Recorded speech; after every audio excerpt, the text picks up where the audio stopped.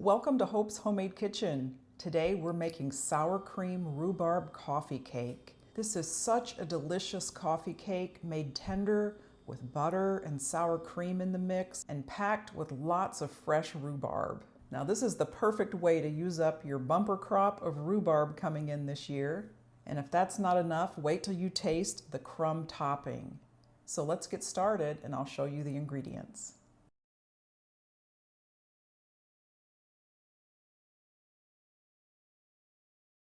Now first you want to start off by preheating your oven to 350 degrees, and you want to line a 9 by 9 inch pan with parchment paper, or you can spray it with cooking spray. And next we're going to mix up our dry ingredients. We're just going to whisk those together.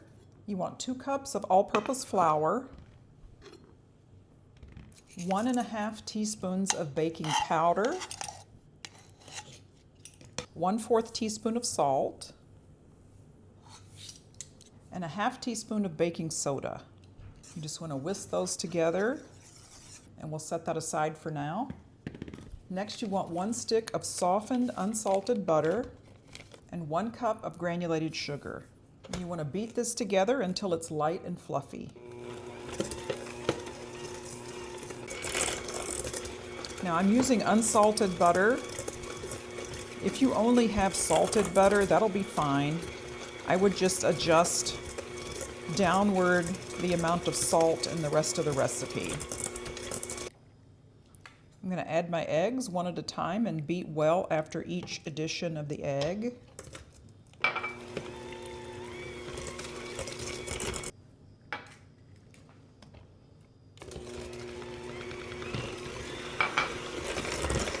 Next, I'm going to add in a teaspoon of vanilla extract.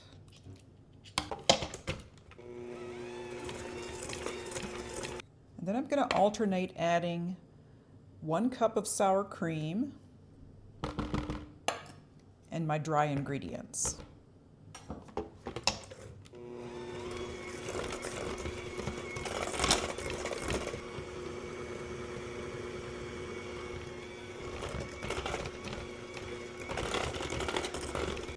A little more sour cream.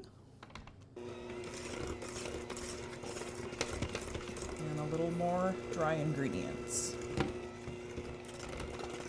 And I'll finish up that sour cream.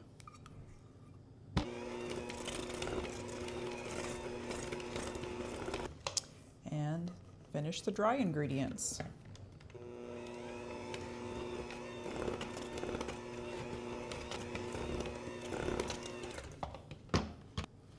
Next, I'm going to reserve a little bit. I have 2 cups of chopped rhubarb. I'm going to reserve about 1/2 cup to go on top. Then I want to toss about 1 tablespoon of flour, because that does carry some moisture in it, and that flour will help to absorb that before we fold it into our batter.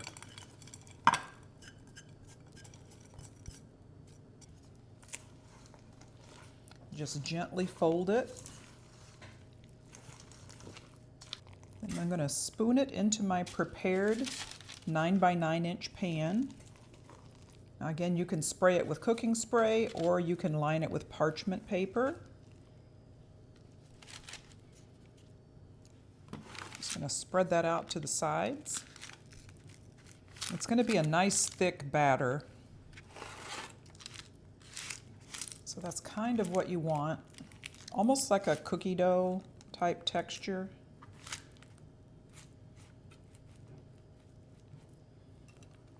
I'm going to sprinkle the rest of my 1/2 cup that I had reserved. Okay, now we're going to mix up our crumb topping. I have 1/4 cup of unsalted butter that's cold, and that's 1/2 stick. I want 1/2 cup of all-purpose flour, 1/2 cup of rolled oats, 1/3 cup of packed brown sugar, and 1/2 teaspoon of cinnamon. You really just want to get in there with your hands or with a pastry blender, and then just mix all of that up. You want to mix it until it is kind of, coarse crumbs. This crumb topping will provide the perfect amount of crunch and sweetness right on top.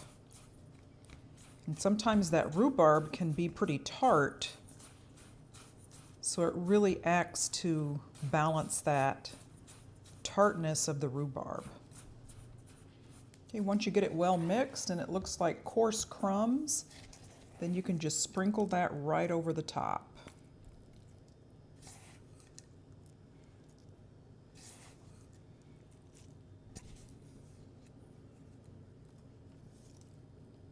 And don't worry if there's a few chunks of butter in there, it's just going to melt right down in and make it extra good.